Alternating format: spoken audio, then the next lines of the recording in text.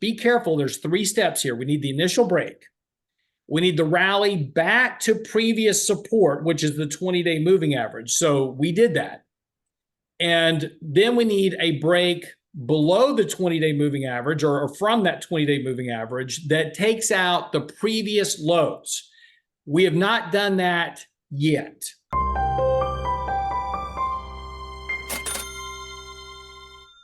Welcome to Thoughtful Money.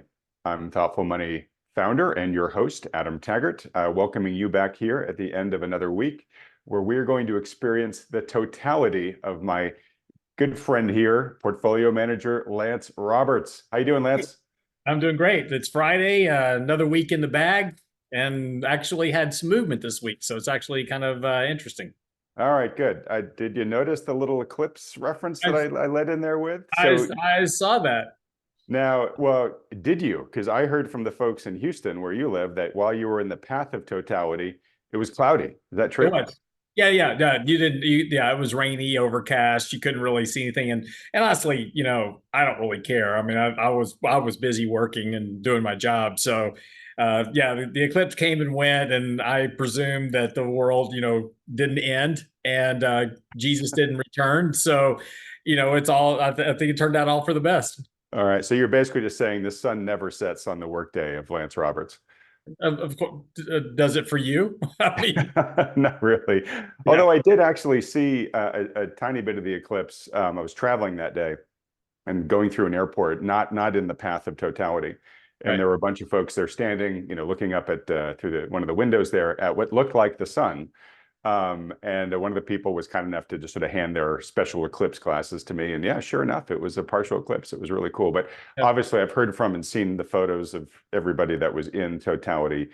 I mean, I'd love to do it, folks. I mean, joking aside, it sounds like it's an amazing experience. I hope a lot of viewers here got a good view. But yeah, anyways, back to Lance Roberts, the man capable of capturing the total eclipse of our hearts. We got lots to talk about this week. Yeah, and if you missed it, 2044, it'll happen again. So there you go. All right. Well, it's a date, my friend. We'll get there with our canes and walkers. There you go. I like it. All right. All right. So let's see. Lots to talk about. Movement, as you said earlier. We can kick this off any way you like. I did want to ask you about the increase in volatility. So maybe that's where we start. Maybe we can also kind of get in as well to what I think we're early into earnings seasons right now. We're beginning to hear some earnings reports. The banks have been out. So anything you're seeing or hearing? That's all that's happened is that today, actually Friday, was the official kickoff of earnings season. JP Morgan, Wells Fargo, a couple other banks reported their earnings. Progressive Insurance reported their earnings. Again, earnings beat estimates, not surprising. We've, completely lowered estimates over the last, 3 months, lowered that bar. So it's millennial earnings season. Everybody gets a trophy, except JP Morgan today. Their stock is actually down as they were kind of, did discuss that, the net income that they make is going to be pressed probably, later into this year. So, it did kind of give a little bit of a warning about potentially a decline in net income run. But again, JP Morgan has a really good habit of kind of, leading people down that path, and they come in and crush it on trading revenues. So I would, stock was extremely overbought. I'd probably look at using this pullback in JP Morgan, try to find an entry point to add. If you don't have financials, I would look to add the bank at some point. Okay. So, what's interesting about this is, as you said, he talked about the future challenges to net income. Specifically, they said deposit margin compression and lower deposit balances. That lower deposit balances actually kind of caught my attention. But he warned about inflation and the fact that, it may cause the Fed to remain higher for longer. We might not get all those rate cuts that folks were thinking we were going to get. Market seems to be sort of waking up to that fact that, yes, we took it down from 7 or 8 to 3, and now 3 is looking optimistic.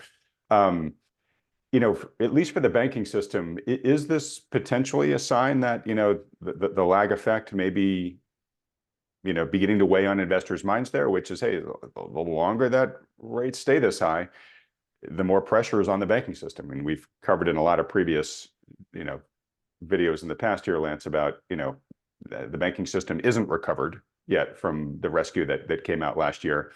And rates at this rate, or yields at this rate, for the foreseeable future just kind of can't be good news for financial institutions, can it? Yeah, but rates aren't going to stay here that long. So, again, it's the Fed is going to cut rates, and they have not really backed off of that. They've had several, they've just had a rash of all their Fed members. They've been like pushing them out to the media like crazy over the last couple of weeks. But we've had just a ton of Fed speakers over the last week, and none of them are backing off of 3 rate cuts right now. So, well, I don't know about that. I mean, Bostic said relatively recently, I think in the past week, like, hey, we might only get one and it might come in Q4. I mean, yeah, I'm but seeing some of that stuff. Bostic's always pretty hawkish, but the plethora of the speakers have all pretty much not backed off 3 rate cuts. The Fed's under pressure to cut rates, and not they're probably not going to cut in June. That rate hike, outlier right now is down to about 20% last time I checked. So we may not get a June rate cut, but probably as you get closer to the election, you'll see the Fed probably cut rates in September. Okay, but again, too, just I don't doubt that eventually the Fed's going to start cutting.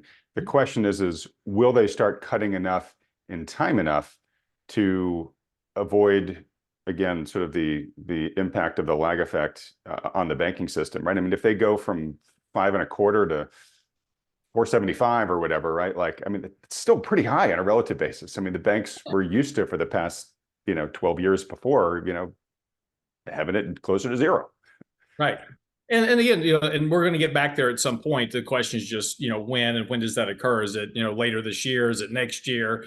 Is it the year after? Right. I mean, it's just a function of timing, but ultimately at the end of the day, rates are going to have to get back towards zero as economic growth continues to slow. So, that's all going to occur.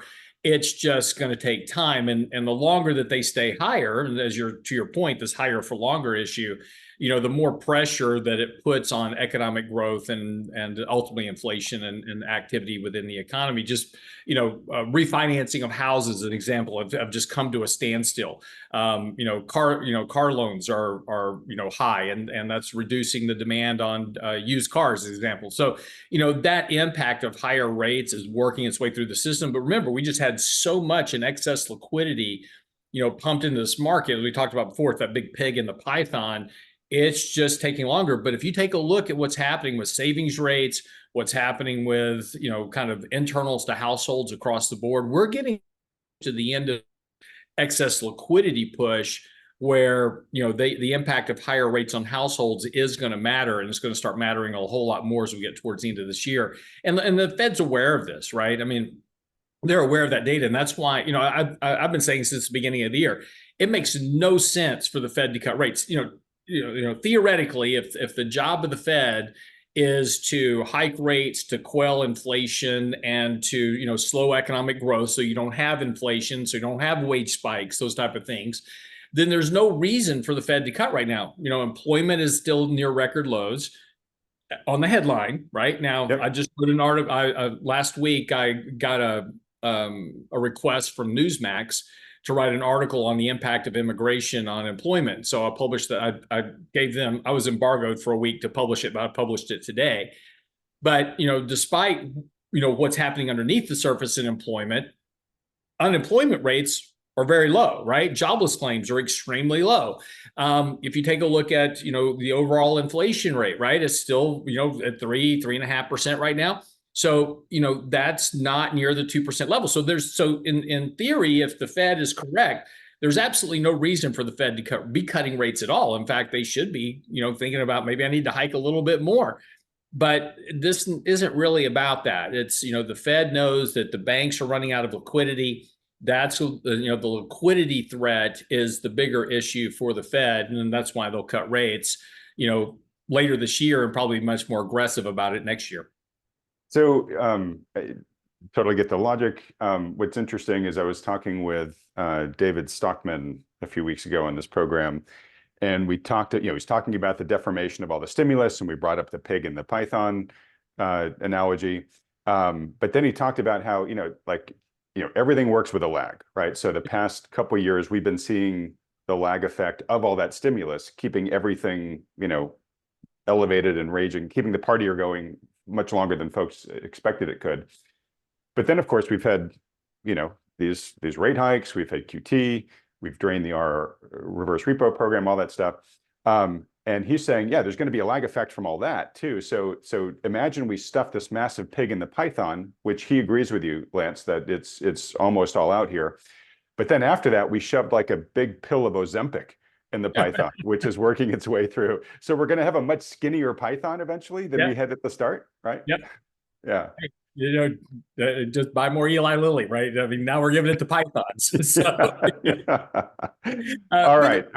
Look, it's absolutely right. And look, this is the problem with trying to predict too far into the future, and why I'm really opposed to that. Saying, oh, this is happening right now, so this is going to mean, this is going to happen in the future. The problem is things are going to change. And look, if we get into an economic debacle of some sort, the Fed and the government are going to step right back in and start sending checks to households again, right? We're going to do, cut tax rates. We're going to do all this type of stuff, right, to help support the economy, because that's the new playbook, right? So that's the new playbook. We're going to go immediately back to that. And, you can make these cases, you can try to make these long-term predictions. Well, that's just going to mean inflation is going to go here or there or somewhere else. Yeah, maybe. But we did $47 trillion worth of stimulus from 2009 to 2020 and had no inflation. So, there's not everything is the way that people try to make these narratives too. So I just really caution you about, making some investment bet based on some very long term outlook, because what happens is that either you're going to get a response or the economy is going to adjust for whatever that is. And things don't ever work out the way we think they're going to do, particularly when you have either really optimistic outlooks or really pessimistic outlooks. Those actually never occur. Those big tail events rarely happen. And so we just want to make sure that when we're looking at these things and talking about this, don't try to make big long-term predictions, because there's just too many variables that can change along the way that'll change that outcome. So very sage advice, and I was going to add that last point, which you just mentioned, which is it's a highly multifactorial equation, and we don't know all the inputs, and we don't necessarily know the weights of every input, right? And so sort of one of the reasons why I talk about the lag effect so much, because whatever is happening today, yes, is to some degree reflected by current policies, but to a much greater degree than perhaps most people are able to realize, it's the result of actions that were taken a year ago, years ago, in some cases a decade ago. Yeah. And there are all these various different forces, some hidden, some not, with varying degrees of lag and varying degrees of impulse. So it is really hard. I'm not saying, hey, let's just throw up our hands and throw darts. But just be very careful of saying, like, my thesis hinges on this one thing happening. And we're humans, and we tend to like to simplify. Right. So you always, and this is sort of why diversification is so important. And a lot of the gardening and other techniques that you talk about in portfolio management are there to basically sort of cushion us from what we don't know, which in most cases is a much larger universe than what we do know. Exactly. Yeah, and those are the things, again, just I don't every asset class is worth owning. It's just always a question of, when do you own it, why do you own it, and what's the time frame for owning it? And it's such a critically important question, because what people forget is they buy an asset of some sort and it does really well because their thesis plays out, right? So I'm going to bid on infrastructure. So infrastructure's done really well lately because of the CHIPS Act and the Inflation Reduction Act, which sunk a whole bunch of money into kind of the infrastructure side. So and infrastructure stocks have done very well, and that's been a very good participation. That's going to end at some point, and the problem for most investors is that they forget to sell. So they make the right bet, they ride the horse on the way up, and then they start to extrapolate that whatever this is that's causing it is going to last forever. And it's not. And at some point, all that money that was poured into infrastructure is going to end. The construction jobs will go away. And then that whole push is gonna fade, and stocks will reprice for the end of that process. And so it's just always important to remember that at the end of the day, whatever it is, whether it's a commodity, whether it's a company, or whether it's people, or whether whatever it is, it's all relates back to ultimately that things are going to move with, some development, whether it's economic or financial, whatever it is, you're going to have a move up, and then that is going to revert at some point. So just don't forget to take profits along the way. All right, and so I might actually use that as an example throughout this discussion, to use myself and gold as an example, because I think I'm an avatar for a lot of people watching this video, where I've built up a precious metals position over the past decade or so, and had multiple reasons for doing that, and some points along the way looked like that thesis was playing out, and then it wasn't for a really long time, and now all of a sudden precious metals are doing great. I know a lot of the arguments for why they're doing great right now, but honestly, I can't tell you which one of them or which ones of them are really in the driver's seat right now. All I know is that the metals have done well in a short period of time. And there's part of my brain that says, hey, this is the repricing that you were expecting, and we're still potentially in the early innings, and this could go, on a lot further. And I can kind of make that argument. But at the same time, I'm cognizant of what you said, which Jesse Felder was describing last week, is what he thinks a lot of investors are doing in a lot of other sectors like tech right now, is what he calls, probably butchering a little bit, but I think he calls it extending the unsustainable, right? Which is you kind of, you get used to all of a sudden this new trajectory, and you begin rationalizing why it can keep continuing forever longer, right? And then you stay in the trade. You don't take profits, or you don't hedge, and then at some point, if it's truly unsustainable, it ends or reverses, and all of a sudden you're watching a lot of the wealth that you thought you were sitting on evaporate. So I know there are a lot of gold people right now who are probably really enjoying what's happening, are really hoping that it continues, but I think a good financial advisor like yourself would say, all right, but don't fall in love with the trade necessarily, and you should take some steps to either protect it and or start taking some gains. Right. Well, it's interesting. I literally just had this conversation this morning with both on Twitter and actually with one of my clients, that when you and let me just bring up, I put a chart out on Twitter this morning, actually referring to this, and because this was a conversation that was kind of going on this morning. And because as always, you kind of get into these kind of rabbit holes on Twitter. So, but this is a rabbit hole on Twitter. Never. Yeah, it never happens. But so this is a chart of the price of gold right now.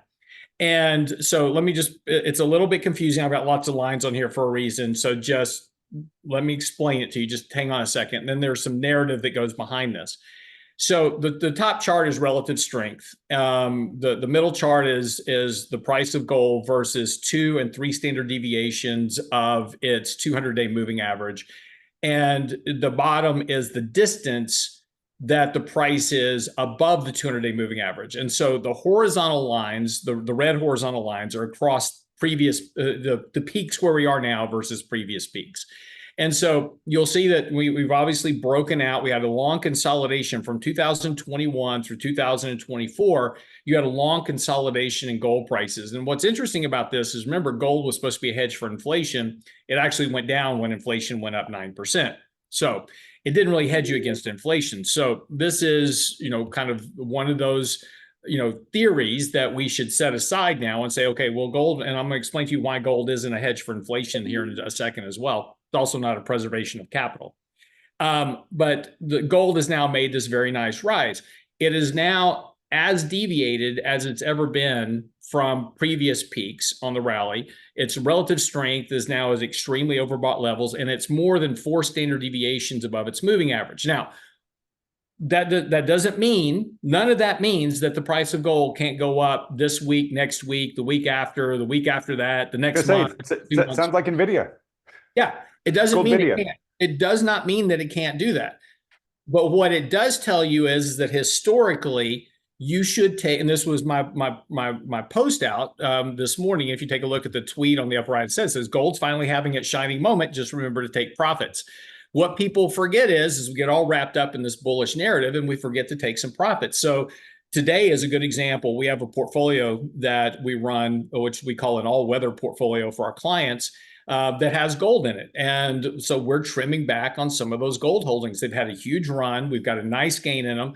We're going to take a little bit off the table here and just book that gain. And we're actually adding in a couple of stocks that have been beaten up lately. So we're doing kind of a net change to the portfolio. We're taking some profits in gold and reallocating that into some assets that have already corrected. So, we've been talking about having this correction in the markets. We've been having a correction. There's stocks like Apple, AMD, others that are down 10, 15% from their previous peaks. They're oversold now, even though the market hasn't corrected. Energy stock prices have had a huge run. So the energy stocks that we own, we're going to take a little bit of profit there, reallocate that money. That's just good portfolio management over time. It never means that you have to sell. And this is the thing that investors always do wrong. They think that, I have to sell everything. There's nothing that ever says you have to sell everything in a portfolio. That's just not the way portfolio management works. All right. Hey, and let me just let me comment on the vertical lines here. Sure. So if I go down to the distance from the moving average, yeah, you'll notice that the distance from the 200-day moving average peaks and overbought conditions in RSI always align. Yeah, actually, I do notice that. But I see that when both peak, as you have basically noted here by your vertical lines, then gold goes through a correction. And so, if you it's either very different this time, or you just have to say, hey, it's highly likely at some point this may cool off for a little bit. So to your point, take some gains while the going's good. And I'm just curious, gold is a little bit different. Well, let me put it this way. For some gold holders, it's a little bit different, right? They're holding ounces as opposed to just paper shares. Right. So you could go and you could sell some of your ounces. I understand why people might be loath to do that if they're holding it for sort of like a long-term, preservation of purchasing power argument. Yeah, that's what I'm going to tell you, right? And we're going to cover that in a second, but that's a false argument. But keep going. And you're going to get a lot of hate in the comments, and I know you know. Well, no, I'm going to prove it to you. I'm not going to just say I'm going to prove. I'm putting together a chart right now, but I'm about to prove it to you. But keep talking. Okay. So for those who say, look, I don't want to give up ounces here, but I acknowledge that the price might be, run ahead of itself, or there might be a correction coming. I mean, they could buy a put on GLD, right? I mean, there are other ways for them to protect their position versus selling, right? Yeah. So if you're sitting at home with coin bars or whatever in a safe, then go into your account, open up, if you don't have an account, open up a Fidelity account, calculate how much you have in gold, right? So let's say that you've got, $100,000 worth of gold in your portfolio, in your safe, and you want to hedge 20% of that. So open up a Fidelity account, buy a short gold ETF, an ETF that's short the price of gold, and buy $20,000 of it, and then just put that in your portfolio. And then that way, when the price of gold's decline, that 20% that $20,000 in your portfolio will go up in price. Then you've offset the risk of that decline that you have in your actual physical holdings. Okay, and just to give folks the lingo, you're talking there about an inverse ETF, right? Yeah. Whatever's easiest to put that into some type of analysis. Yes, inverse, short. And just because short, again, folks, there are lots of options here, and this is why you want to talk to a financial advisor before doing a lot of this stuff. You could short GLD, right? But Lance is talking about buying an ETF that the ETF does the shorting, but you buy it, you're long that inverse ETF, right? So and for some people, it's easier just to buy it, rather than trying to figure out how to short and sell something short and all that. Sometimes it's just easier or to buy a put. When do I buy it? What's the strike? There's so much that goes into actual options. Time decay of premium and all this other stuff.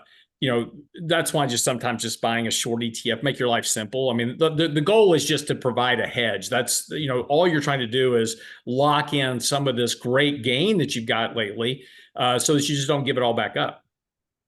Okay. All right.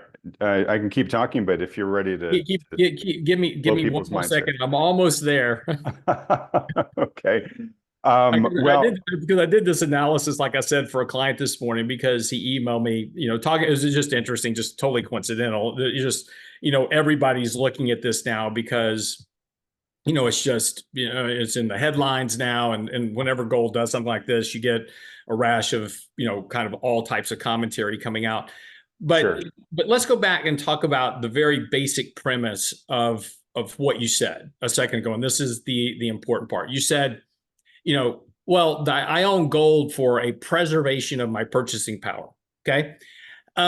I don't disagree with that. That's a completely fair statement, and that is been the general thesis that's been portrayed to people about why. And again, and where do you hear this thesis most often? It's mostly you hear it on the radio or television.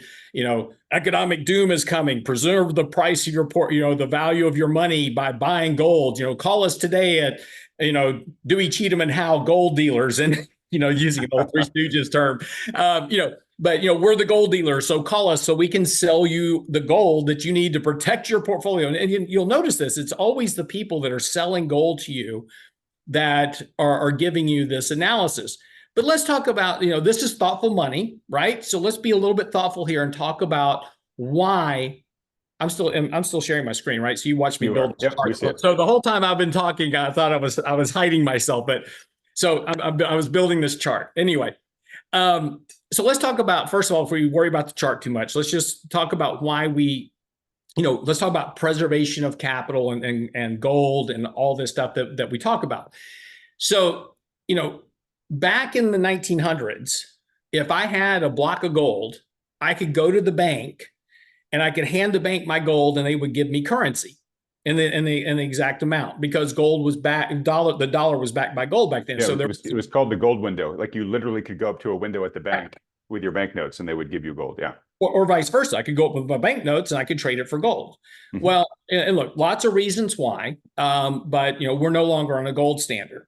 And this is an important point. This has to do with Bitcoin. This has to do with gold. It has to do with everything. Everybody says, well, this is an alternative to currency. It's not.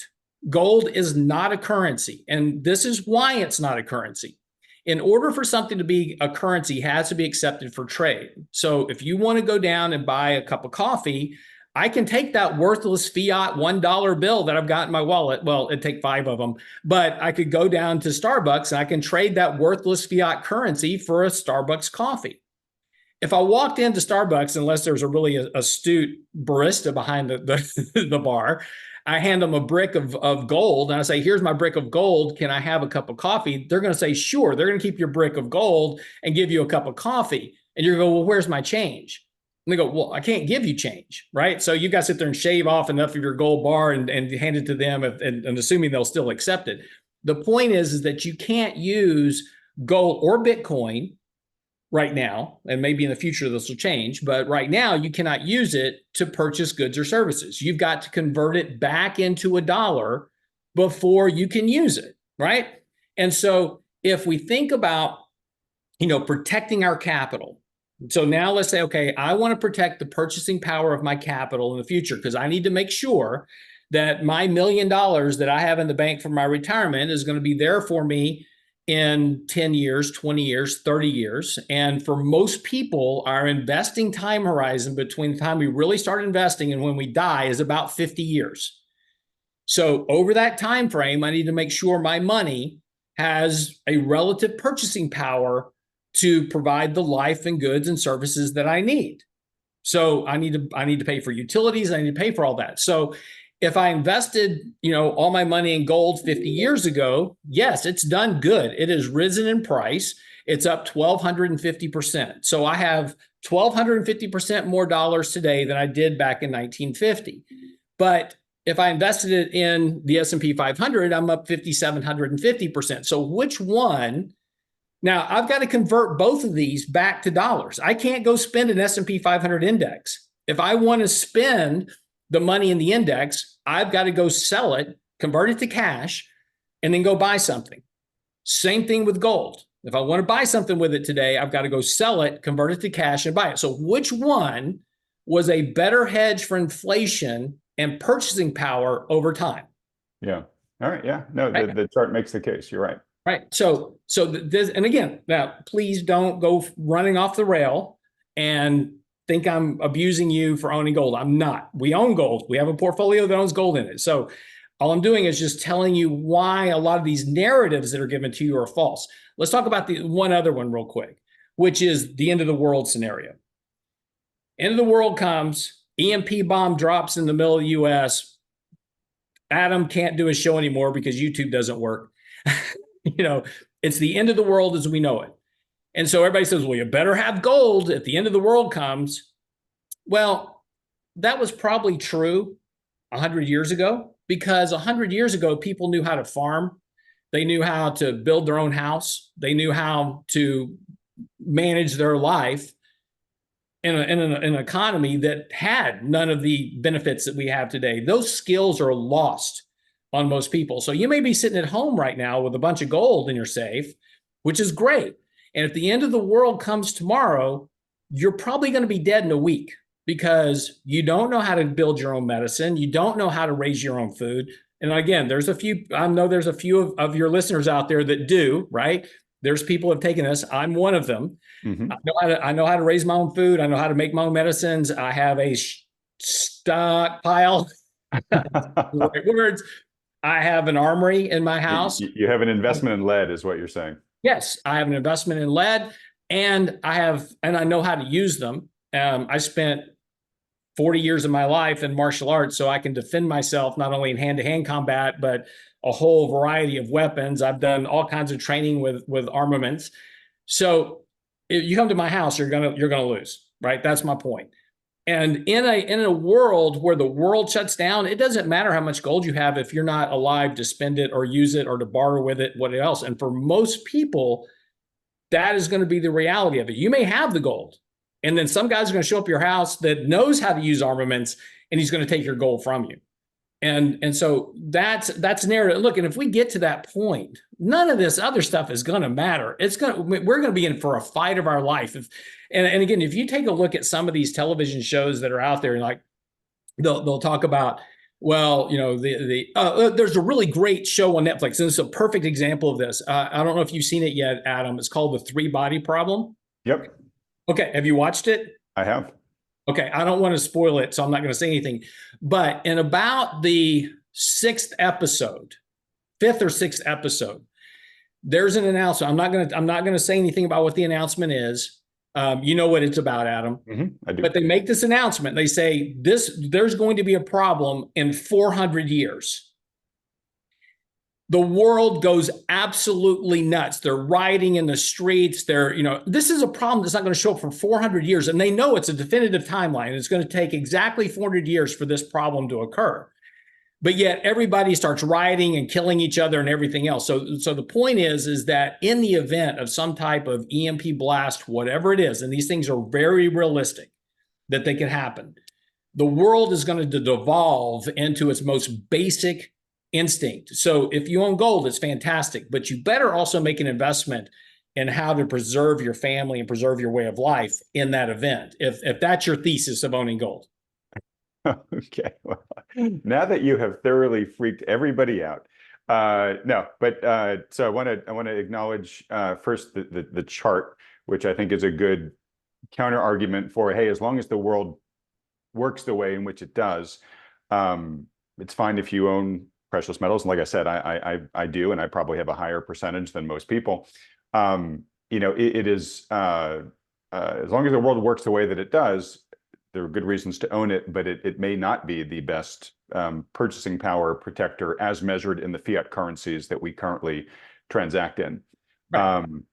On everything else you talked about there, Lance, this is grist for the mill for other days. As you know, I spent a lot of time in previous businesses really sort of focusing on resilience and self-sufficiency and a lot of the kind of non-monetary investment question that I'm asking a lot of my guests on the channel these days. A lot of these topics come up, and I wholeheartedly agree with the wisdom of all of them. And what's great about them is like just blending gold and resilience into the same conversation. Just launched an interview yesterday with David Brady, who is a precious metals analyst.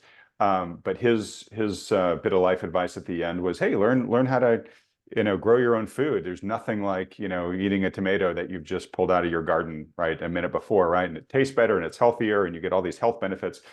And he's like, yeah, and if we get on really hard times, a lot of people don't have the skills, so you'll be one of the ones that have the skills.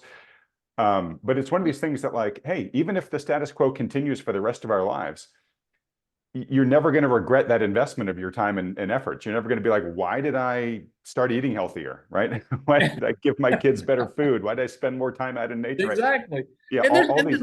there's some awesome books out there. I mean, there's books about how pioneers made food that was safe for travel over long distances, how they made medicine out of, local plants and those type of things. I've got a library that I've got, built in my armory that has those books in it because, again, it's about preparation. And look, I'm not a prepper, so don't, I'm not sitting around expecting the end of the world, but I was raised, in a manner that says you prepare for, all potential outcomes. And, my wife and I live a very comfortable life. We're happy. We don't spend a lot of money, but we enjoy the life we have.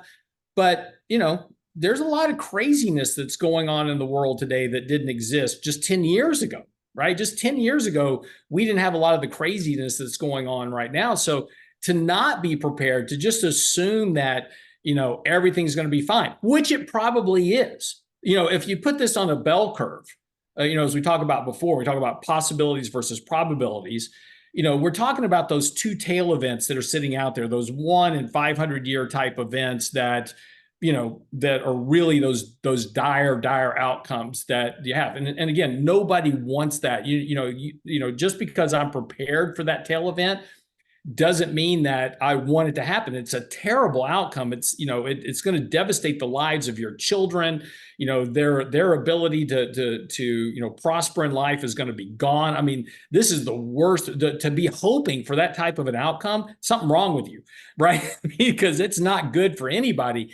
But it doesn't mean you shouldn't prepare for it, at least a little bit, right? Just at least take something under your control that you can say, at least if something happens, I'm going to live more than a week, because most people won't live more than a week.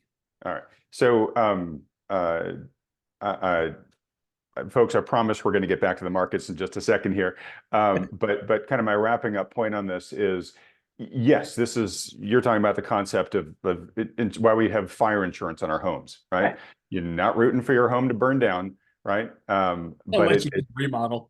Yeah, exactly. Unless you owe the mob and you need, come up with some cash quick. But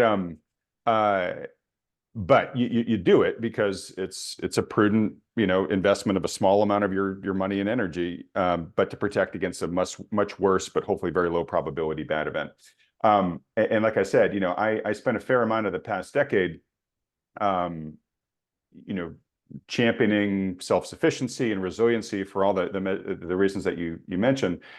But I almost now look at it more through the lens of, like, these are skills that we should be teaching ourselves, but certainly teaching our kids, because they have real value based upon what could happen in the future, like you're saying. But I just think because it is so much better than this toxic digital era that we have sort of sleptwalked into, right? So all the things we're talking about how to grow your own food, how to make your own meals, how to, defend yourself if need be, how to learn skills to build things, right? Do your own carpentry, your own repairs, right? That was something that every generation before ours had. And I'm painting with a very broad brush here, but to a large extent, we have just vaporized all that knowledge over the past generation, because kids haven't had to learn about it, because the current standard of living is high enough that they just don't have to. And they've had no desire to, and they've been basically technologically discouraged from doing it, because there's just all this endless entertainment, in the digital world that's just basically wasting their time and making them depressed at the same moment. So we get them out there doing this stuff, they'll be more constructive people, right? Well, look, I mean, but that's also part of our part of our generation. So Gen Xers need to take blame for this. Yeah, But and boomers say that we let it happen on our well, watch. no, but we also discouraged. When I was growing up, parents told their daughters that when you grow up, you need to marry a banker, a lawyer, a doctor, a stockbroker. You don't want to marry a blue collar guy. Don't marry down. You got to marry up, right? And so we discouraged blue collar work. We gave it a bad name, Right. right? Well, and we told our kids who were Yeah. interested in the trades, don't go there. Go get a college degree. And I've been saying this for a decade is that, the worst decision we ever made was, to start this whole idea push about, oh, you have to have a college degree. And here's free money to go to college, because it's the same thing we did with high school diplomas. If you go back to 1930, 1940, the average grade level was eighth grade. And then people left eighth grade, went to work. And so if you had a high school diploma, you were a freaking genius. People would hire you because high school diplomas were very rare. Well, when you get everybody to have a bachelor's degree, supply versus demand, they no longer have value. And so now we've now reached that point to where a bachelor's degree have no value. And I hear people on TikTok and everything else, everywhere else going, oh, college is a ripoff. Charlie Kirk, who does a lot of, media stuff, he's like, college is a complete ripoff, and he makes some valid points about it. But, it's because that we encouraged everybody to get a college degree that it's lost its value because it's not rare anymore. It's not well, and at the same time, we diluted its value on average, right? Correct. Yeah. Right. By lowering requirements and standards and everything else. Absolutely. And so now, it's funny, we're coming full circle. And now we're going, hey, if you want to make really good money, go be a plumber, go be an electrician, go be a trade worker, because they make great salaries. And guess what? We don't have. We don't have many of those. They're rare. They now have value. And so we've now done a 180-degree circle. We're right back to where we started, which is where we should have been to start with. Yeah, and I think I mentioned this to you before, but one of the guys I'd love to have on this program, I just haven't been able to get his folks to agree to have him come on, is Mike Rowe. To talk about exactly. He's been a huge champion of the trades. All right. Well, I don't know if you'll be able to get him, but if you can, that'd be an awesome catch. Oh yeah, no, he's definitely one of my dream interviews. All right. Well, look, let's pull it back into the market. Sorry for that. Yeah, that's right. By the way, ladies and gentlemen, next week on Thoughtful Bunny, we're going to do a complete field stripping lesson on a Glock 9. So, okay. We'll have Lance use his to go out and shoot an elk, and then he'll dress it for us on camera as well. Exactly. Make jerky out of it. All right. So, let's see where to jump back in here. Okay, so you mentioned right at the very beginning, we didn't really have a chance to get into it, that we're now seeing some interesting movement that's catching your attention. Finally something, it's been so boring the last few weeks. It's like, well, we're in this trend channel and nothing's changed. And, we bring up this chart every week and it's like, oh, we just keep grinding higher in this channel. And, what we've been saying is like, eventually we're going to break that channel and probably have a bigger correction. So, what we said is that when we make that initial break, be careful not to make a knee-jerk reaction and immediately sell that break, because generally what happens is you get a reflexive rally after that. And that's exactly what happened. We rallied back. We spent 3 days above the 20-day moving average. And then what's today? Friday, Thursday, Wednesday, we broke below it. Fairly decent sell-off on that inflation report. Yesterday, big rally, got right back up to the 20-day. So on Friday, so now this is the technically important part. So there's 3 parts to a break. And we've talked about this confirmed break in the past, which is, let me zoom here a little bit so we can see this better. So there's 3 parts to confirming a break. And this is where technically a lot of investors make mistakes. Most investors will sell that initial break. And so immediately the market breaks it, they go sell all their stocks. Then the market turns around the next day, goes right back up. They're like, see, technical analysis doesn't work. We broke the index. I sold it. And now the market's going back up again. So then they buy back in. And then the market sells off again. Because this is part of that confirmation of that break. And so we said, just be careful. There's 3 steps here. We need the initial break. We need the rally back to previous support, which is the 20-day moving average. So we did that. And then we need a break below the 20-day moving average or from that 20-day moving average that takes out the previous lows. We have not done that yet.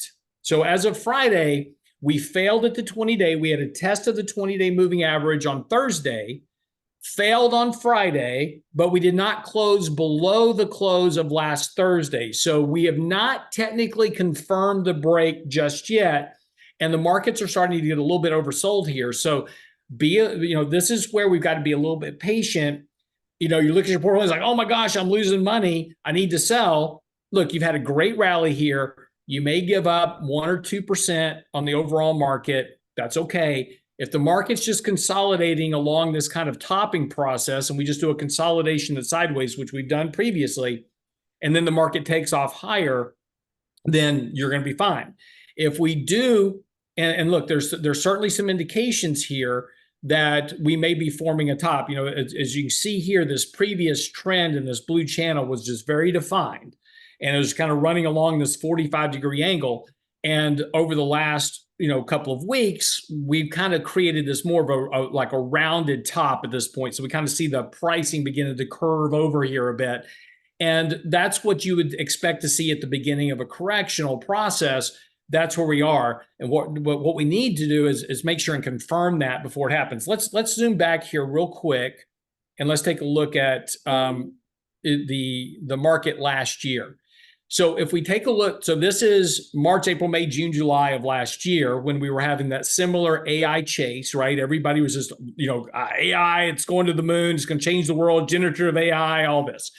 So we were running very similar again, running right along that 20-day moving average, just in that nice trend channel heading higher. We got to the top, we broke the 20-day moving average and then sold off.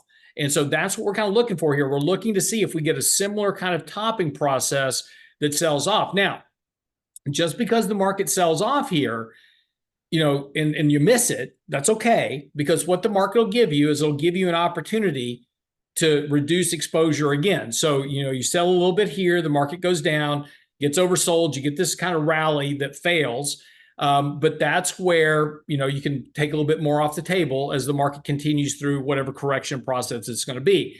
At some point, you'll form a bottom, you'll trigger buy signals, and then you'll know it's time to get back in. But right now, we're just kind of in that very early stage. So just be a little bit patient here. Let the market play out. Now, as I was saying earlier, too, very importantly, this doesn't mean just sell everything in your portfolio. There's a lot of stocks right now that have already had a 10 to 15% correction. Apple, Comcast Communications, I'm just naming some of the big boys in the S&P. They've already had 10, 12, 15% corrections in price. AMD, Lilly's had a bit of a correction here. So those are stocks that we may see a rotation. This market may sell off, and we see a rotation back to Apple as an example, even though the rest of the market's selling off. So, internal to the market, it doesn't mean just sell everything. And now, if you just own an S&P index fund, you just have to trade this for the way it is. But if you own an individual portfolio, just don't go sell everything willy-nilly. Look at each position and say, look, I've got big gains in, like, for instance, for us, as I talked about today, we've got big gains in gold, so we're going to trim that back. We've got big gains in oil stocks, so we'll probably trim those back on Monday and take some of those gains there. Again, we're not selling everything. We're just reducing them back to target weight. That's all we're doing. And then stocks that have had big, impacts like AbbVie and some other companies, we're going to bring those back up to model weight. So again, so we may net sell in the portfolio, but that doesn't mean that we're just selling. We may sell 5% and buy 3% back in the portfolio. So we have a net sell of 2. But we'll be rebalancing the portfolio into stocks that are oversold, that have already gone through a correction, and reducing our risk to stocks that have not. Okay. All right. So basically, we're in a very much like watch the tape closely moment here to see if we take out the new lows from last week, right? Correct. And again, every time we get a bit of a sell-off here, buyers are showing up. So just like yesterday, we had the market sold off sharply on Wednesday following the inflation report. Then yesterday morning on Thursday, Stocks sold off again very early, and we were down decently, back down to actually kind of pushing on the previous Thursday's lows. And then all of a sudden, out of nowhere, buyers showed up and pushed the stock up, pushed the index up about 0.8%. Sorry, almost 1%, on Thursday before the close. So you had this very big rally yesterday. So again, just, you got to be careful here because the bulls haven't given up on this market yet. The bullish sentiment is still very much intact, and you don't want to fight the bulls as long as they're in there. Okay. And yeah, and we got to keep, everything in perspective here too, which is, when it opened this morning, the market was at what, 5,200 or so. Like, we're still very close to all-time highs. Yeah. So we're just so used to the market just jumping up week after week after week that even a relatively flat week begins to feel, like an existential threat. It's terrible.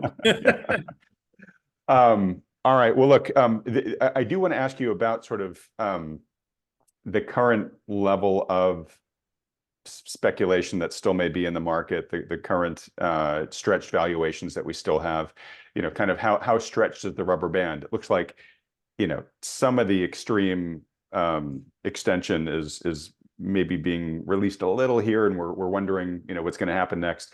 But you wrote a piece about margin debt that I want to let you comment on, because I know you commented a bit last week, but it was in advance of you publishing the piece this week. So I want to give you a chance to respond to that. And also, I want to get your thoughts on these three charts. So I interviewed Jesse Felder the other week, and he talked about this data set that he calls the 350s that he's really watching closely right now. So let me see if I can pull these charts up as we're talking about here. The first one is that collectively, the Magnificent Seven stocks are priced at 50 times free cash flow, which is an extreme. It's not the highest it's ever been. It's been a little bit higher than that recently, but it is still very much at an extreme. And this is a 10-year chart, and I'm guessing, given where it cuts off, it's probably at a near high that goes even further back than just the past decade. Right, so that's one sense of, hey, look, valuations are really rich on a cash flow basis right now. The next one is, I actually hadn't heard about this. I'd heard about the Hindenburg signal or whatever it's called, but there's something out there called the Titanic syndrome. And there have been 50... Basically anything that crashes. Yeah, exactly. There have been 50 Titanic syndromes over the past year. And a Titanic syndrome, in case you're wondering, it's...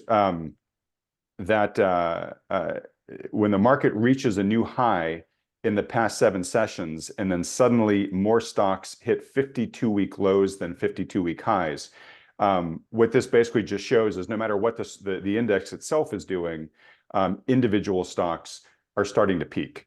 And you'll see here in past decades, when we've had a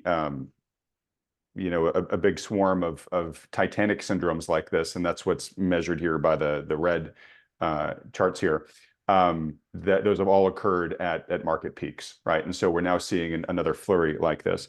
And then the last one, and this is the one that really caught my attention, to a certain extent, I kind of see a data like this, and I'm like, oh, what else do we need to debate anymore? And this is that currently there's a 50 times sell to buy ratio by corporate insiders, right? And you can see in the series here over the past year, we're at by far a high in the data set. And then this is just basically saying, hey, the guys who are in the know are getting out. Yeah. Yeah. So anyways, love for you to react to these. Yeah, no, it's all good stuff. The problem is, and just leave that chart up real quick. The problem is always the timing. See, and look, I look at these charts as well. And when we do our analysis for our portfolio management, et cetera, we analyze all this kind of data. So this is stuff we look at all the time: insider buying and selling, and stock buybacks and all that. Now, one of the reasons the market's correcting right now is because we're in a buyback blackout period. So the 100% net buyer of equities has been corporations for the last 10 years. So they're out of the game right now. That's why stocks are kind of correcting here, because there's not really a buyer of equities. And that's why the market's just kind of treading water at the moment. Now that window will open back up in about a month, but that's one of those windows that we look at. But just as an example, look back at 2021, early 2021 in this chart, and you see this very big jump in the insider buy sell ratio. Well, right there, everybody says, well, see, you got this big jump in insider sell ratio, and back in 2020, that aligned with the crash in the market. So you sell everything, and then the market runs up for another year before you actually get the correction. So the timing is always important, right? And so it's important to understand that yes, there is a real risk here of what's happening with insiders who are in the know versus the market. And there's certainly level of concern. Go to the next one over the Titanic chart. This is something else we also look at. Again, this is, normally aligns with top at the time that this is occurring. The markets, and again, as if you go back and look at just the spike right before this, it was growing and growing and growing and got to 60. Got to a number of 60 before the market finally gave up. So again, it's the market can keep going up even though this indicator is giving you a warning. So again, if you go to cash, here's what's going to happen. You look at this indicator and you go to cash, and you'll eventually be right. But what's going to happen psychologically is that you're going to go to cash, the market's going to keep going up, and you're like, damn it, just another one of those corny indicators. You're going to get back in right when the market corrects. Yeah, and that's the Isaac Newton fate. Yeah. Yeah. That's just it just happens over and over again. So, duration, timing, all that plays very critical components. Now, go to the last one. The first one that you showed me out. So this one's like valuations. So P valuations, they're very elevated. We're at 34 times earnings right now, very high relative to historic basis. PEs, valuation measures, etc., are terrible market timing devices. If you went back 5 years in this index, just go back halfway, it was expensive 5 years ago, right? And it just kept going up ever since. Valuations of any measure are terrible market timing devices. What this tells you, though, is, and importantly, and same thing with valuations, it suggests, and it does tell you that over the next 10 to 20 years in the market, returns will be lower than they were over the last decade. So instead of making 12% returns like we did over the last decade, returns in the future may be 4 to 6%, which are normal, but are going to feel terrible considering you were making 12 and now you're making 6, and you're just not making nearly as much money. It's going to be terrible. Right. And look, there's no guarantee. I just want to interject that Yeah. it could be zero return over the next decade, right? And we have people like John Hussman who have charts that show that it is likely to do that based upon historic statistics. What eventually happens, who knows? But the point is I just don't want people to realize it's not just, it might only be 6%, right? It could be a lot worse. We don't know. Well, but again, if you take an S&P index, let's just be really simplistic for a moment. I buy an S&P index that over 10 years is on. Now this is buy and hold, right? So I've got to buy it today, and I cannot do anything with it for 10 years. I got to hold it. So over 10 years, I'm still going to make 2% because that's roughly the dividend yield on the S&P, right? So my index return may be 0, but I'm still going to get the yield. But in reality, the markets are going to go up and down a whole lot. So if you're managing your money, even in a low return environment, you should be able to do better than 0. Right. Well, and you're helping make my regular case for why I think most people should work with an advisor, right? Yeah, so yes, totally agree. Right. So look, I like Jesse Felder. Think he's a very smart guy. I'm not saying anything about that. I just, again, this is like every other thing we talked about today, whether it's gold, the end of the world, whatever it is. We can't, trying to predict something very far out in the future is not that easy to do. Things change, right? Variables change, markets change, we change. And so it's important to understand just, where we are right now, navigate what we can see directly ahead of us. I'm not saying disregard any of this data because it's valuable data. You put that over here in this bucket and say, there's some real risk out there. There are real risks to this market and the economy over the next 3, 6, 9, 12, 24 months. Absolutely some real risk out there. But we have to manage for what we're doing right now, because psychologically, what investors always do wrong is, they sell at the bottom and they buy at the top, and then they try to time it and they get it wrong, and the market keeps going up, so they don't get back in. Then the market corrects. And they're like, okay, well, the market's it's all falling apart. See, I was right. And this market's going to go to zero. And then the market bottoms and starts taking off again. And then they don't do anything and they sit on the sidelines expecting the rest of this crash to occur, and it doesn't occur. And they wind up, their returns are far worse than if they would have just stayed in the markets. And we talked about before that more money's lost trying to avoid a crash than just riding one through it. Right, right. And this is why, as you've said many times, we play to probabilities, right? Not to specific events, which is why we have the defense of the diversification and the position side, all that stuff that we talk about. I think what Jesse's doing with this data is not saying, oh, market's going to crash tomorrow because these things are high. It's more like the models around, you ever see where they pile sand on top of itself? And once the pile gets to a certain height, right, it starts slumping. You start having these avalanches, right? Gravity just takes over. And they can't really predict with exactitude when that's going to happen. But what they can say is the higher the pile gets, the higher the probability that there is going to be a slump, and the higher it gets, the higher the probability that the slump is going to be bigger than if it had occurred at a lower angle, right? And I think that's just sort of what he's saying is hey, look, we have to look at the degree of risk in the market, and it is now reaching levels where, I mean, he didn't say this, but I'm sure he would agree with this, which you just don't want to be blindly long, right? Yeah, no, that's what I said. Like, the data is very important. I'm not, don't think for a moment I'm disparaging the data or ignoring it or anything like that. It's very important data. To your and exactly to your point, Adam, it does tell us that over the next 5 to 10 years, returns are probably going to be a lot lower than what we saw in the last 10. And in the last 10, we did 12% a year on average, which was 4 percentage points higher than the long-term return of the market from 1900 to 2009, right? So we added, almost 50% more to returns in the last decade because of $47 trillion worth of interventions, right? And we're not going to repeat that over the next decade, right? So you're going to have lower rates of return. It's just a function of when we get there. Okay. All right. Well, look, I'm looking at my list. We're beginning to get in the danger zone because there's an important announcement I want to give the viewers about thoughtful money. But I still got to talk to you about, at a minimum, bonds and oil, and then anything that you want to say about margin debt. And I think we're gonna have to punch your immigration impact on employment because I think it's just too unfair to.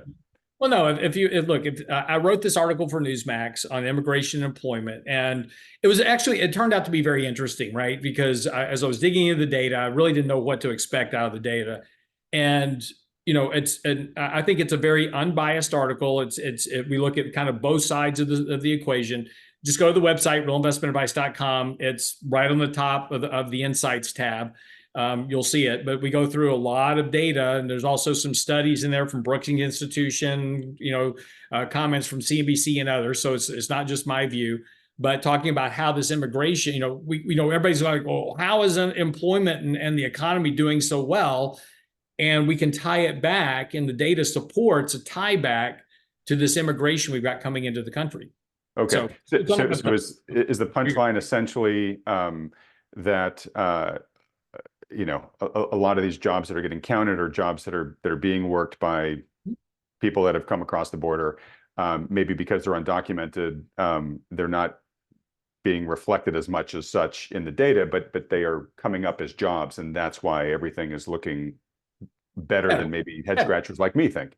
Yeah, exactly. We were all, remember the whole hope framework. We were like, oh, well, when employment falls apart, we're toast and we'll have this recession, and the employment never fell apart. And, we take a look at where the jobs are getting created, where are those jobs getting created? It's primarily construction, leisure and hospitality, retail, fast food, those type of areas, which are the jobs that, these, people on, kind of foreign-born workers do. And that's where they're very good at. And, so we're seeing that, but there's also the negative side of that is that it's suppressing wages because they work for less. And those jobs that are filling most of the, what's keeping unemployment low is the filling of those jobs. Those are low wage paying jobs. So that drags down the wage base all across the board, right? Because the more of those jobs we fill at lower wages, it drags your average wage down, right? Average. And so that's why we're seeing average wages declining. We're seeing more hours worked, and that's Well, because are we seeing average wages decline yet, or are we yeah. seeing the growth of average wages decline at this point? Well, Because yeah, you look at I it. know that they've picked up Yeah, in the past 2 years, right? yeah. No, if you look at the average year-over-year rate of change in wage growth for the bottom 80% of workers, not necessarily for the top 20% of income earners, but for the bottom 80%, those are definitely declining. Okay. All right. Yeah. Well, I still want to bring this up next week if we have time, because I got lots of Absolutely. questions around this. And it Yeah, is, yeah, I still believe, as goes the unemployment, so goes the whole economic story, yeah. Absolutely. in the way that we as regular people, experience the economy. But different day. Okay. So as usual, I had a lot of people over the past week, given the action in bonds, say, hey, you got to talk to Lance about bonds. So we We do will. this every week. I'm not going to ask if you're changing your strategy, because I know that you aren't. And if you do, you will let me know. I won't even have Yeah, to of reach out course. to you.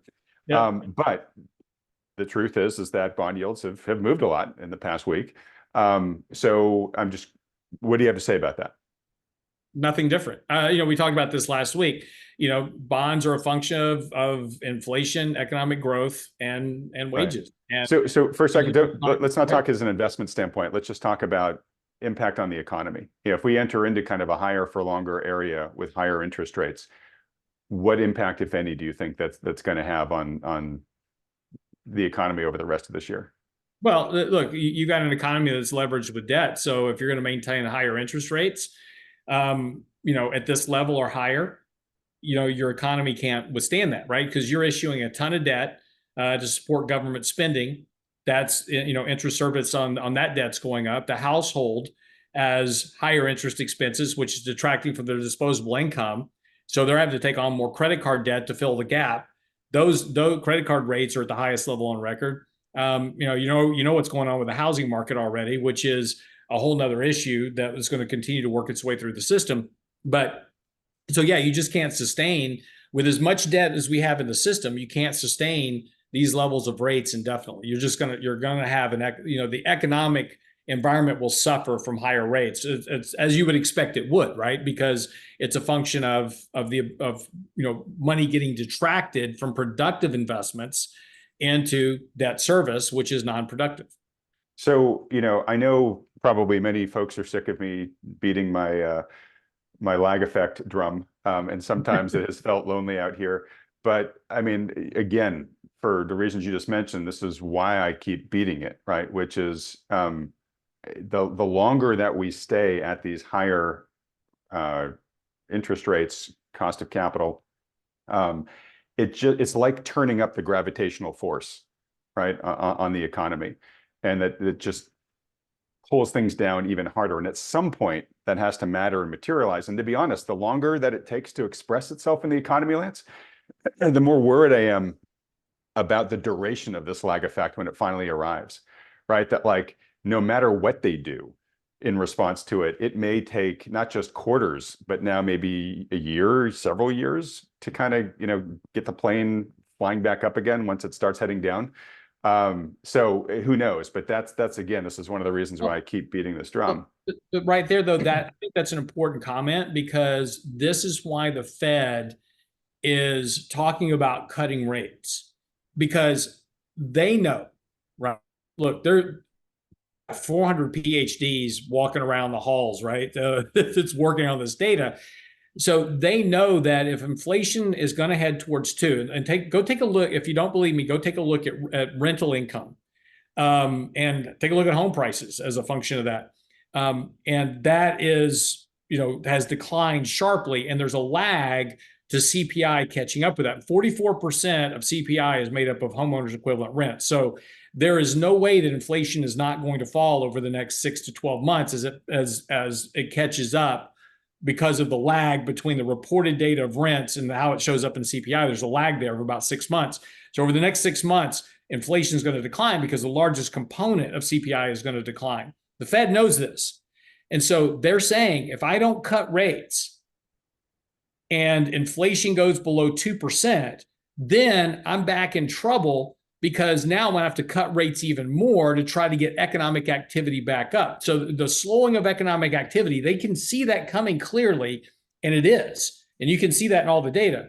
So what the Fed is trying to do is to stick this soft landing is they've got to cut, they're thinking, I've got to cut rates now to try to keep inflation from dropping below 2%. Because if I get into disinflationary mode where it becomes more of a threat of becoming deflation, that's a very hard trend to change for them. So I totally agree with the thinking. And that's what Powell has been saying publicly, right? Is we don't want to wait until we're at 2 to then wait to cut because the momentum will carry us below 2. And of course, I think most Americans are like, hey, I'll take some, disinflation, deflation in goods and services for a while, as long as they keep their jobs, of course, which they might not in that environment. Exactly. Yeah. And look, let's be real clear though. The prices of eggs and gas and utilities and insurance, those aren't going down ever, right? They may stop going up, but you can have disinflation and you're not going to see gas at $2 a gallon. Well, no, I mean, disinflation means prices are still going up, just at a slower rate. I mean, exactly. So, again, this whole idea that we're going to, and this is why people get so angry about inflation, right? They look at inflation as like, well, they said inflation's only 3%, but have you gone to the grocery store lately? Look, I live with that. I live with that too, right? It's like, the cost of sustaining my household has risen sharply over the last year. I get it, right?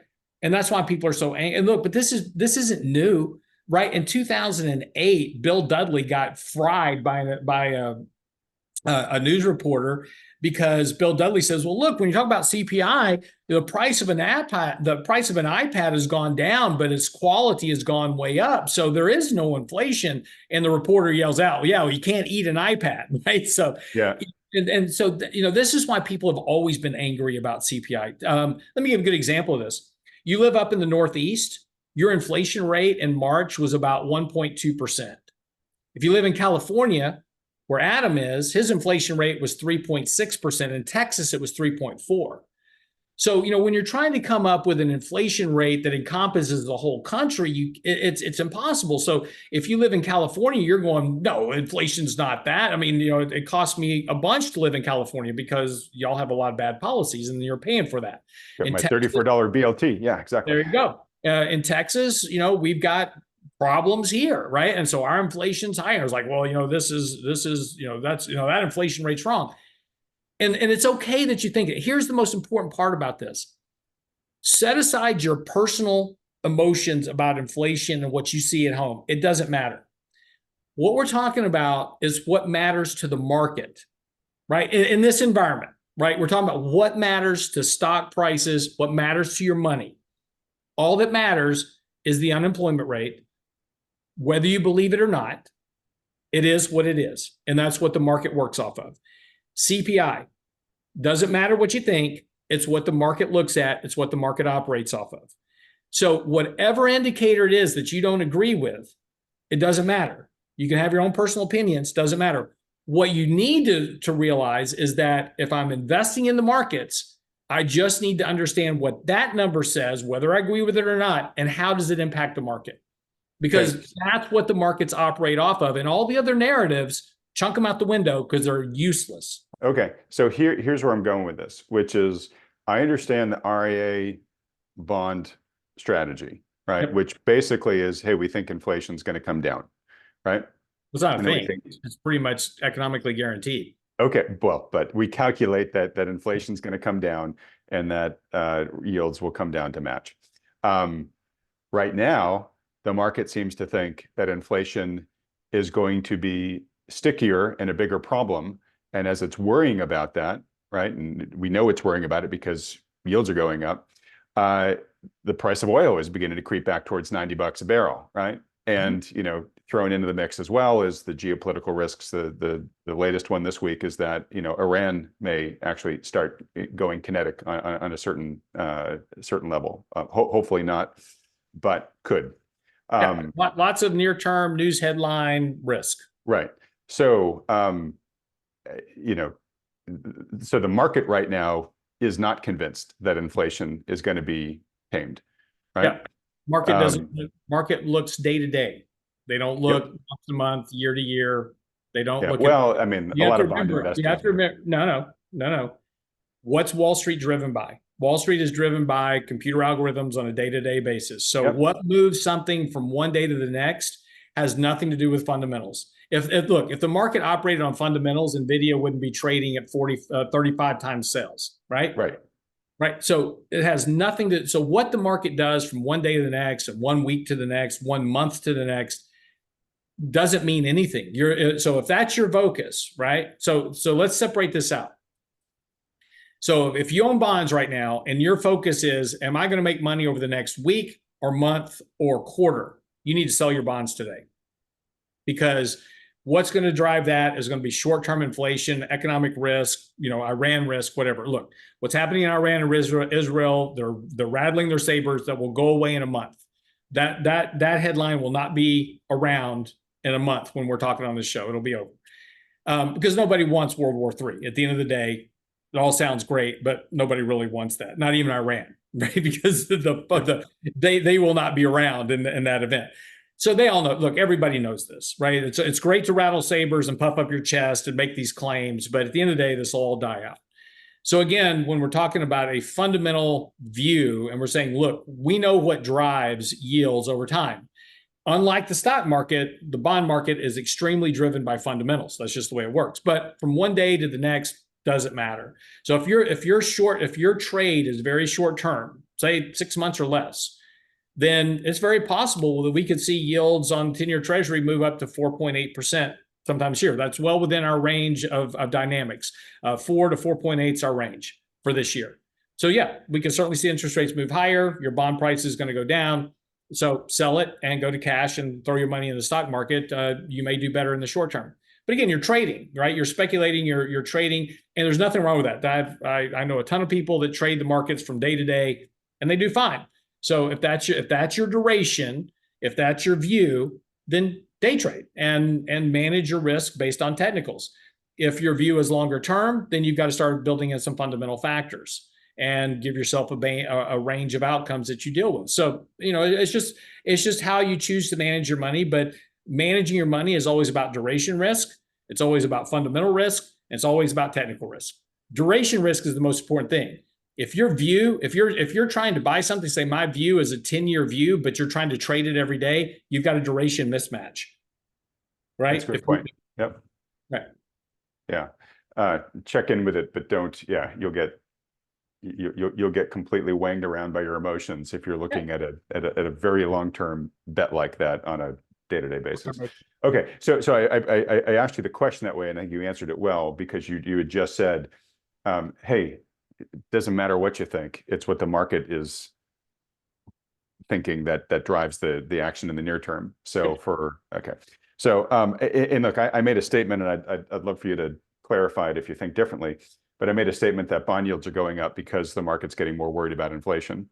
Do you think that is the principal driver in the recent spike we've seen, or do you think there are other factors that are more important? No, the market, again, if you take a look at, they're not getting more worried about inflation.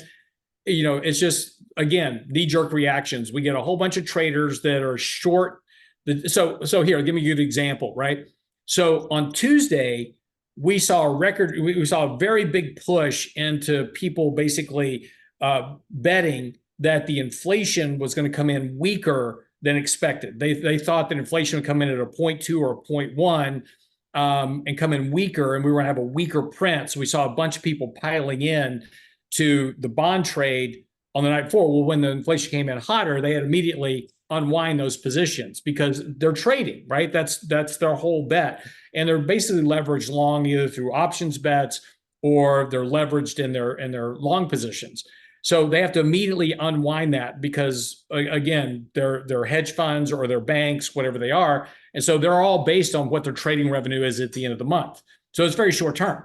So you get these bets that are all put on one side or the other ahead of an announcement. And so if the announcement doesn't come out the way people think, then they've got to immediately unwind that position in whatever direction. Or if they're short and the number comes in long, then you get a whole bunch of people jumping in to buy stuff and moving the price back up. So again, this is why it's really difficult to try to take say, well, the market, I'll give you a good example of this, right? People are always trying to say, well, the market did this today because of this headline. And one of my favorite examples was back in 2000, IBM laid off 5,000 people, and the market was down sharply that morning. So we said, well, the market's down this morning because IBM laid off 5,000 people. So that must mean that the economy is really coming apart at the seams, right? By that afternoon, the market was up about 1.5%, and the headline was, "Market's up today because IBM laid off 5,000 people." So what was it, right? And this is the problem with narratives in general, and why you should just turn off. This is why I don't have CNBC on during the day, because they will just completely mess up your analysis and your work, because you're getting all this narrative stuff thrown at you that has nothing to do with what's happening in the market. It's just, we as human beings, we have to try to assign a reason for something happening. And in reality, it's just a function of trading. And we have so much money now that's driven by computer algorithms that are on hair triggers, that when one little piece of news happens, there's an unwinding of positions very quickly. And then we have to figure out a narrative to put on it as to why that occurred. Okay. So, all right. So you think that this is maybe more of just position changes because we got new data, right? I mean, we did get new inflation data, and the folks that had the wrong bet had to unwind those. The folks that had the right bet, folks are jumping on their bandwagon. Right. Okay. Yeah. And this is, I guess I'll feel bad about taking yet another pot shot at CNBC, but they do have the challenge that you just mentioned, but they also have the challenge, I think you really got to pay attention to this, is that a radio station has, right? They're basically a 24/7, financial news show. And there's just not that many things that are material that happen, on a minute by minute basis. And so they just have to fill airtime. Yeah. Right. And so what they're trying to do is they're trying to keep people tuned in, right? So that it's much more entertainment than it is real education. And so they just need to bring on people that have provocative statements to make, provocative conclusions, because they're trying to fill airtime to be able to sell advertising against. And so they don't really care that much whether it's actually factual or accurate. They just want whatever's going to keep the eyeballs there. And of course, type of content like that is engineered to be pulling at our emotions and tugging at us and creating FOMO or doubt or whatever. So yeah, I think you're very wise to shut it off. And I'm cognizant, I say that as somebody who runs a media company here, where I'm putting out information, but I'm doing it I think the difference here is that I'm doing it on a calculated and measured basis, where every video we know exactly what we're going to be talking about, and we spend just as much time as we need to on each topic. We're not inventing commentary just to keep people around. Right. And again, you have to remember, there's an old saying in television, which if it bleeds, it leads, right? So the gloomier it is, the more eyeballs it gets. So, that's from newspaper actually, but yes. Yeah, right. And so, but again, it also works in the media. This is why when you turn on the news at night, the lead headline is 12 people murdered today at a mall. Tune in next. Right. And that's that. How often do you watch the news and it's like, hey, let's talk about little Jimmy over here opened up a lemonade stand and he's giving all his money to charity. They have those stories. They're generally at the bottom of the act, right? So again, because to your point with CNBC, you got to remember, in particular with financial media, they have two requirements to meet. One, they've got to keep you tuned in. So they've got to constantly have a stream of narrative that they're talking about. So again, they're trying to find something happening that's is attention grabbing. And the second thing is that they've got paid advertisers. These CNBC would not be in business without its paid advertisers. So that's why they always have a parade of mutual fund managers or whatever that promoting the market and saying, oh, the market's going to go higher from here, so you need to buy my mutual fund, right? Whatever it is, because that's what pays their bills. So you just have to understand CNBC for what it is. But again, when you're managing your own money, the best thing to do is turn off all that noise and just do the analysis, build your thesis, whatever your thesis is, and say, okay, here's my thesis. This is why I'm buying this. Here's my parameters where I'm going to own it. Here's my parameters where I'll sell it. And if I get to this level, I'm going to reduce it. Have that whole game plan in place before you actually ever push the buy button. The problem with most people is they hear about something on television, or they hear something on, a podcast or whatever it is, and they go out and buy it. And they have no rules around how they're going to manage that risk. And then when it all falls apart, they're like, well, that guy's an idiot. No, it was, the information was right at the time. but things change, and we have to be understanding that, again, we go back to the gold story, right? Gold is shooting off to the moon right now. Great, it's awesome. Be long gold at the moment. Don't forget to sell some, because eventually that narrative will change.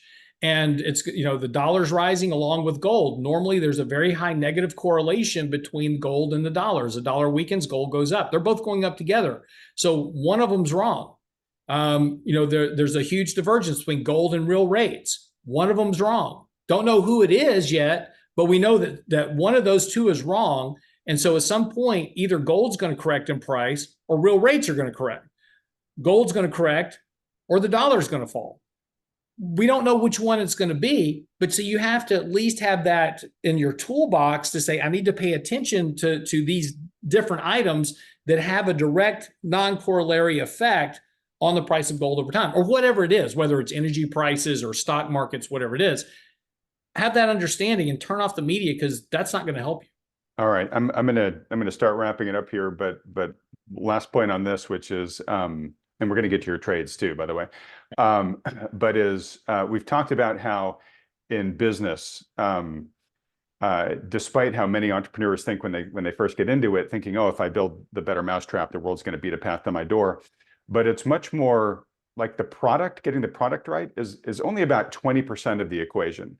The remaining 80% of the work is getting your product into the hands of your target customer. Right? Like that's where you spend the vast majority of your time and have to be really good at it, right? If you build a great product, but nobody knows about it or is interested in it, it doesn't help you, right? And I think there's an equivalent here in investing where having a good idea is only 20% of the game. The remaining 80% is the actual application of that idea, right? Which requires you to figure out what type of positions to put on based on the idea, and then monitoring them and reacting to what's happening, both in the news world, but also in just, what the price movement do? Oh, well, actually, maybe it got, ahead of my targets faster than I thought, and therefore I need to trim some off just to protect my gains and make sure that if it's gone too far too fast, if there is a correction, I'm at least capturing some of that gain, right? I mean, there's all the stuff that you and I talk about here. And again, this is reason number 10 zillion why I keep reiterating that most people should work with a good financial advisor, because for most people, they don't have the experience to know how to do that. And also, a lot of them just don't have the bandwidth. I mean, they've just got real lives, right? So, okay. Just real one last word on this. Put your coda on it. Yep. Well, no, and here I want just to step all this back for a moment. Is that there's a couple of things to really understand. So look, this show is called Thoughtful Money, right? So, which means in theory we're supposed to be very thoughtful about our money. I hope in practice we are too. But yeah, go ahead. Right. And so look, I'm not right 100% of the time. I make mistakes, right? I'll give you an example. October 2022, I bought Meta right before earnings. The stock opened down 20% on bad earnings. I sold the position. Never got back into it. Huge mistake, right? So everybody that manages money is going to make a mistake every now and then. So if anybody ever says, I never make mistakes, they're lying. I make mistakes all the time. My job is to correct those mistakes and then make changes and go from there. But my job is also to do thoughtful, deep analytical analysis on building portfolios that can have low turnover, track our benchmark over time, reduce volatility, and create returns for our clients and what they need for their retirement income. Our goal is to make sure their money increases with the pace of inflation over time so that they can retire and have their goals. And so that's what our job is. Now, you may agree or disagree with me on different topics, and that's completely okay. That's what makes a market, right? If you and I disagree on something, that's great. That means you're selling or buying and I'm selling or buying, and both of us think we're right. But that's what makes a market at the end of the day. And you've got to have these differing opinions to make a market work. But what you should take away from this, hopefully, is that we're having a thoughtful money analysis, right? We're being thoughtful about the analysis. And you take away from this that, you know what? I don't like what Lance said about gold, but I'm just using that as an example because it's a hot right now. But I don't like what Lance said about gold, but at least let me think about it and incorporate that thought into my belief, right? So that I'm not completely hinged to just one set of thinking. And that's the most important part. The problem that we get into is what's called confirmation bias, is that we stop seeking out differing opinions. And this is my job every day, which is I try to find everybody that disagrees with me on something, and then I go back and do my analysis and I try to prove them wrong. But my goal is to try to keep myself from only seeking out information that agrees with me. That's what's called confirmation bias. I only want confirming information.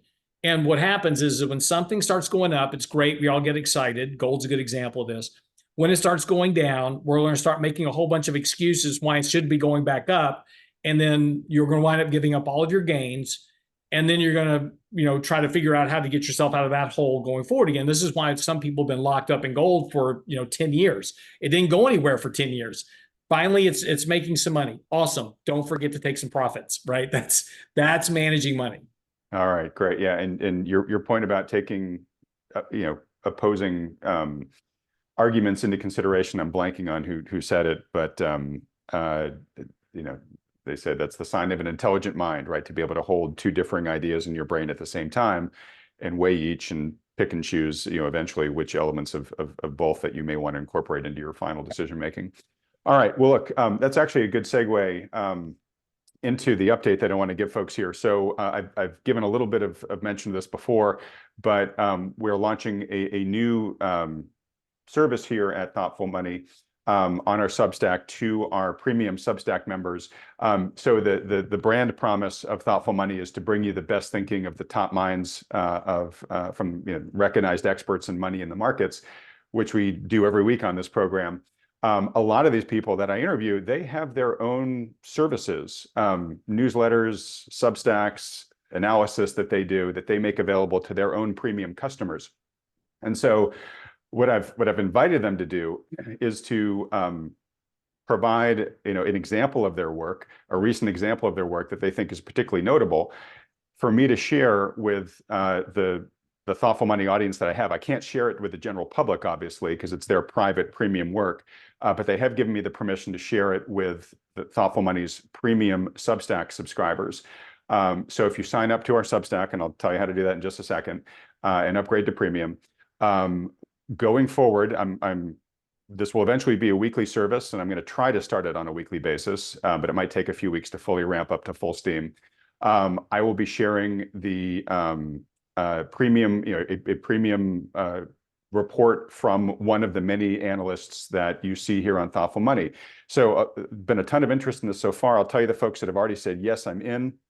Tom McClellan, and actually that's going to be the first report that we share through this program. It's going out later today. The day I'm recording this will have been the day before this video launches. So we get a great report from Tom that's going out. Kevin Muir of the Macro Tourist, Doomberg, Alf Peccatiello over at Macro Compass. Let's see, we've got housing analyst Lance Lambert with his Resi Club, Melody Wright, another housing analyst, David Stockman, Ed Yardini, David Brady and his FIPEST report. You just had David on the channel. David Hay with the Haymaker report, John Rubino, David Stockman. And there's a number of other names too that I'm going back and forth with that have expressed verbal opinion, but I don't want to mention their names until they've said officially, yeah, I'm in. But as you can see, it's a great collection of thinkers that portfolio is only going to continue to grow. And every week you'll get a report from one of these guys. And again, no additional cost to the existing price of the premium Substack. It's just an additional benefit that you're getting.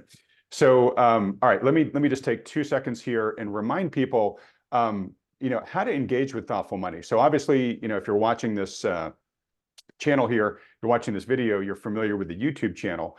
But in talking to people, I kind of realized that not everybody understands, kind of the natural progression of how to engage with the brand and engage with our content. I just want to make sure everybody's on the same page. So I'm going to bring up a quick visual here if I can. Okay, so obviously watching this channel, step one, you're here already doing that. The next is to sign up for our free newsletter. Super easy to do that. The reason why you want to sign up for the newsletter is because you'll get basically be kept in real time of all the developments going on here at Thoughtful Money. the new interviews that we publish, so you won't miss any content. News about events and other things that we're up to. Every so often, I publish just a free report on a topic that's of mass interest to the viewers here. Things like how to buy gold and silver, how to hedge. I've got more reports like that that'll be coming out later on this year. So sign up for the free newsletter. It doesn't cost you anything. Takes you about 2 seconds. Next is for those that are interested to upgrade to premium. And let me just remind you what you get as a premium Substack subscriber. So you get my Adams notes. So for every interview that I do on this channel, I do a deep dive summary of what I took from that interview.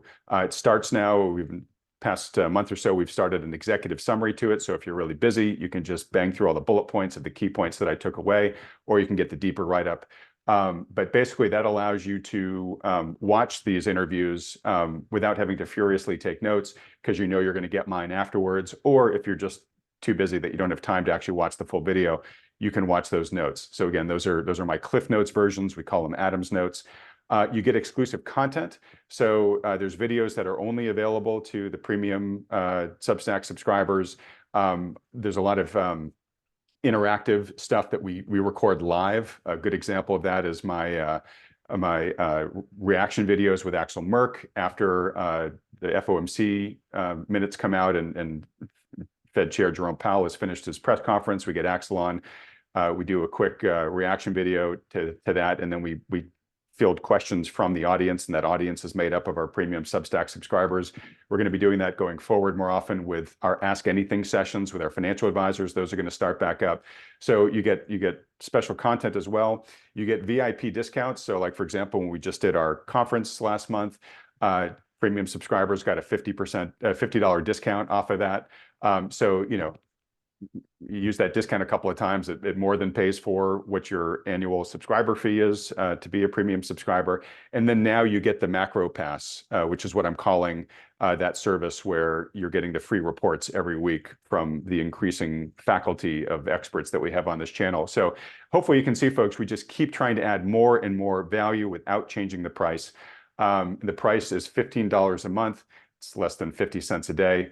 Hopefully you find that's a pretty good value. And then last, book a free consultation.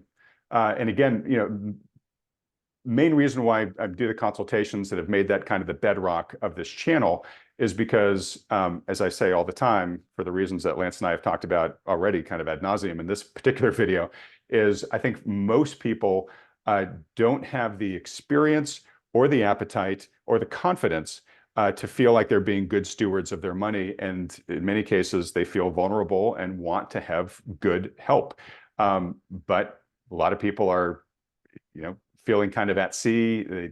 For whatever reason, they haven't found a good advisor, or they're in a position where they're just, you know, looking at all the issues that we talk about on this channel and feeling like, yeah, I don't feel like I'm as positioned as I should be, but I don't know what I need to do next. That's when you want to call in a qualified professional quarterback. And at the end of the day, folks, I'm impartial who you work with. I just want you to work with somebody good, right? That's why I have Lance and the guys from New Harbor and the guys from Rocklink on this channel every week, so that they can model for you what a good financial advisor looks like, how they think, the strategies they use, et cetera. If you end up finding somebody who fits your needs better but exhibits those benefits, fantastic.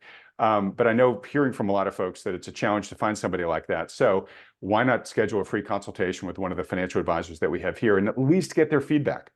You can take that information, you can still do it on your own if you decide you want to still stay a DIY person, or you can bring it to your existing financial advisor and say, hey, I talked to these smart guys, I want you to start doing this. Or obviously, if you like these guys, you can continue working with them. But kind of at the base of all this is, I just want you to take positive, constructive forward steps to improve your financial situation. And, you know, at the end of the day, I have a lot of people very kindly saying, hey, Adam, I love what you're doing here. I'm so glad you went independent. I want to support you. These are the ways to support thoughtful money, is going through those three things. Sign up for the free newsletter. If you're so inclined, upgrade to the premium service. And then at any point in there, schedule one of these free consultations. So that supports this channel, but I don't want you to support me out of charity. I want to be providing value back to you, right? Which is why I do these videos, and which is why at every step along that way, I want to give you sufficient, hopefully overwhelming value for the step you're taking. So anyways, Just wanted to make sure that everybody was sort of clear on that progression. Whatever you end up doing, folks, even if it's just continuing to watch these videos for free and that's all you do, that is totally fine. All right, Lance, thanks for letting me give that that little commercial there, but I had a lot of folks reaching out to me with related questions over the past bunch of months, and I want to just kind of wrap it up with everybody, as well as let folks know about the launch of the new Macro Pass service. So as we begin to wrap up here, what trades have you guys made at RIA over the past week? None. Well, today, again, we're trimming gold. We're, adding a new position to our all-weather model, which is looking at 3M as a part of a basic materials trade. One of the things that is probably going to be a big play over the next couple of years is going to continue to be infrastructure. So, we're kind of focusing on a little bit of that. But outside of that, we're still watching that last Thursday's lows from the market. So again, nothing wrong with the market right now. We're below the 20-day moving average on Friday. We'll close below that on Friday. If we take out the lows from last Thursday on Monday, or even by the close on Friday, then we'll start reducing risk. But again, as we reduce risk in the portfolio, it'll be sell some, buy some. And so we'll be, because again, as I said earlier in the show today, we've had a lot of stocks that are already down 15, 20% from their peak. So there's some good opportunities to buy something that's already corrected while this market goes through a rotational correction process over the next month or so. Okay, and none of this is binding. You'll tell us when you actually make these trades, but what's on your potential buy list right now? Unfortunately, Apple's had a big bump over the last 2 days, but Apple's had a big correction. So we may add, again, we own all these positions, right? So Yep. we're always just either reducing or adding, that type of thing. So, Apple's had a big decline here in our dividend model. Meta's had a decent correction. So, there's going to be a few of those things that we're just going to be kind of adding to. AbbVie is another one that's had a big correction here as of late. It's 3 standard deviations oversold. Normally when it gets this oversold, it's been a good buy. So we'll probably add to our position there. We reduced it previously. And so again, this is always the issue with how we manage money, is that we'll reduce and then later on we'll add back when we get an opportunity. So this is always kind of the play long term is we'll reduce a little bit when something gets overbought. When it gets oversold, we'll add back to it. And it's just that kind of management process over time. All right, great. Well, look, we sort of pre-ranted here, and of course we've gone long on time, so we won't do an official rant this week. But Lance, I'm sure you've got plenty in the hopper for next week, and I do too. Well, look, in wrapping up here, folks, real quick, just if you enjoy these weekly market recaps even more than the total solar eclipses when they happen, please let Lance know by hitting the like button and then clicking on the red subscribe button below. What was that little bell icon right next to it? And I just realized too that in sort of giving everybody the steps that if you want to continue to engage with the Thoughtful Money brand, what you should do, I realized I neglected to actually show you how to do that and how easy it is. So real quick, if you want to sign up for our newsletter, you just go to this little newsletter link right here at the top of our menu page. And as you know that I wrap up these videos with telling anybody that wants to schedule a free consultation with one of our financial advisors, you go to thoughtfulmoney.com. Well, here is thoughtfulmoney.com. And all you do is just type in your email address here in this little form, click go. Here's the size of the form that you're asked to fill out here. This takes you about 30 seconds or so. And then you just click the button submit. And then you hopefully hear from one of our financial advisors. So couldn't be any easier than that. All right, Lance, my friend, as usual, I'm going to give you the last word as we clock out here. That's, just going through that form real quick. Since this is supposed to be thoughtful money, right? Yes, sir.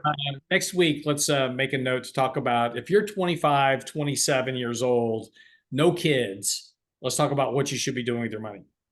Fantastic. All right. Or if you're a parent and you've got kids at that age, what you should tell them to do. Well, no, I just get lots of emails, through your website that come to me and they're like, oh, I'm 25 years old. I've got, $100,000, saved up. Fantastic. That's awesome. Wow. God, wish I had at 25. Yeah. Right. And so, what should I do? And so, it's really not that complicated at that age. So we can, really kind of go into that maybe some next week. All right, my friend. Thanks so much. Yet another week in the can. Really appreciate you continuing to do these with me, Lance. Always a great time. Everybody else, thanks so much for watching.